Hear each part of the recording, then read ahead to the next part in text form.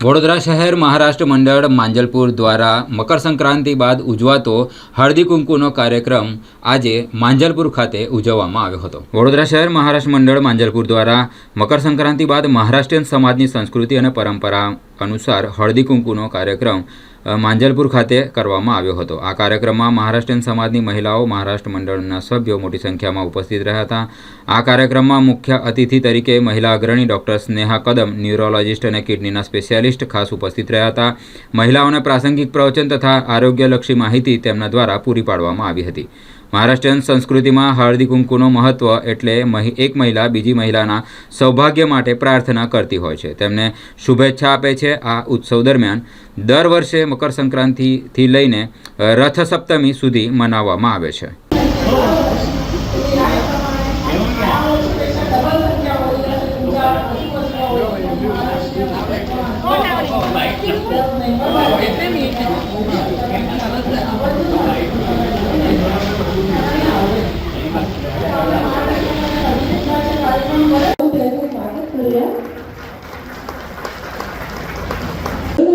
SMS hospital Jaipur सल्लागार neurologist म्हणून काम करीत आहे आणि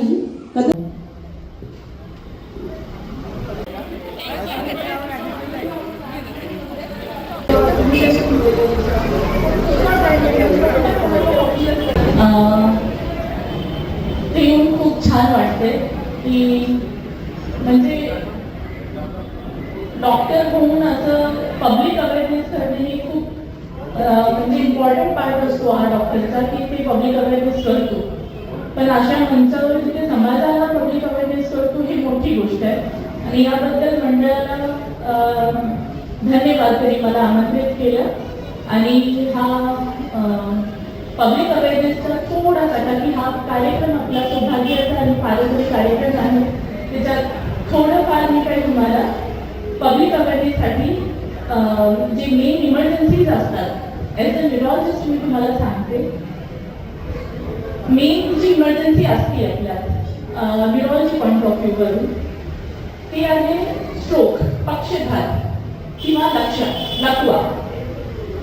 त्याची माहिती कशी करायची की मला लकवा झालेला आहे का माझ्या रिलेटिव्हला लकवा झालेला आहे आणि त्याला माहिती करून त्याला टायमावरती कसं आपल्याला ओळखू, डॉक्टरला दाखवायचं आणि त्याला टायमावरती आपल्याला इलाज घ्यायचा, काही त्याचा इलाज आता संभव आहे।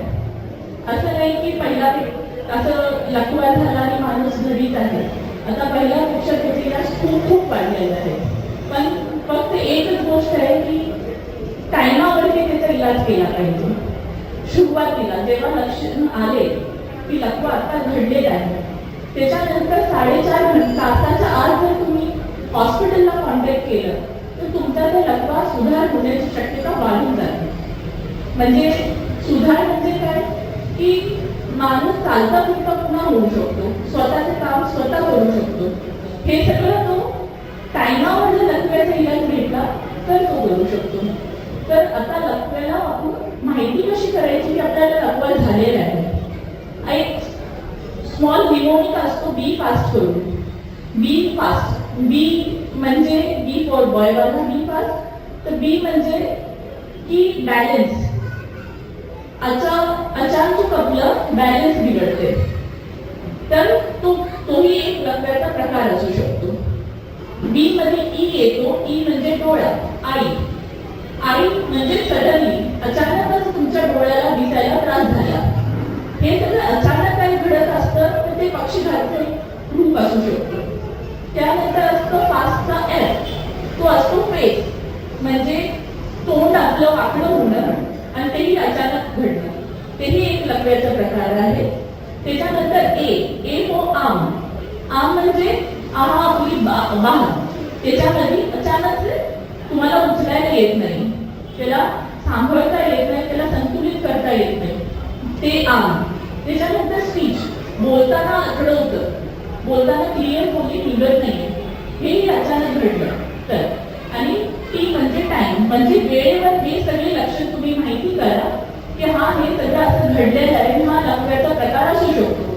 म्हणजे तुम्हाला एक विशेषज्ञ डॉक्टरची गरज आहे, त्यावेळेस तुम्ही जर टाइमावरती हॉस्पिटल गेला तर तुम्हाला त्याचा खूप छान लाभ भेटू शकतो. ते जर रक्त पातळीत इंजेक्शन टाइमआउट देऊ शकतो. जर त्या इंजेक्शनवरती सुधार नाही झाला तर पुढे ऑपरेशनही असतात. त्याच्याने खूप फायदा मिळू शकतो. म्हणजे लकवा झाल्यानंतरही घाबरायची गरज नसते. फक्त टाइमआउटही ऍक्ट करायचं. दुसरी गोष्ट जी આજે મહારાષ્ટ્ર મંડળ માંજલપુર તરફથી હળદી પ્રોગ્રામનું આયોજન કરવામાં કહેવામાં આ જે હળદી કંકુનું અમારું જે મહત્ત્વ છે એ જે અહિલ્યાબાઈ હોળકર જે મહારાણી હતા ઇન્દોરના એમણે શરૂઆત કરી. તે વખતે 17મી સદીમાં કેવું પ્રયોગ હતું કે લેડીઝને બહાર બહુ પડવાની બહુ ઇજાજત નહોતી, પણ એ પ્રમાણે બધી ભેગી થાય લેડીઝ અને હળદર કંકુના પ્રોગ્રામ કરે.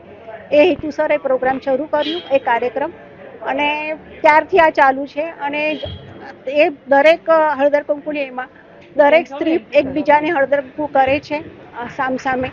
તિળગુળ આપે, તિળગુળ ઘ્યા અને ગોળ ગોળ બોલા એવું બોલાય છે અને પોતાના પતિ માટે દીર્ઘાયુષ્યની કામના કરે છે. એનું આરોગ્ય અને ઘરમાં સુખ સમૃદ્ધિ શાંતિ નાંદે એના માટે આ પ્રોગ્રામ ચાલુ કર્યો છે. મકર સંક્રાંતિ પછી આ આયોજન કરવામાં આવે કેટલા દિવસ સુધી ચાલે? એ મકર સંક્રાંતિ રથ સપ્તમી સુધી ચાલે છે આ પ્રોગ્રામ અમારે. આપનો પરિચય? હું મિસેસ પાંદળે, રાજાશ્રી ઉમેશ પાંદળે.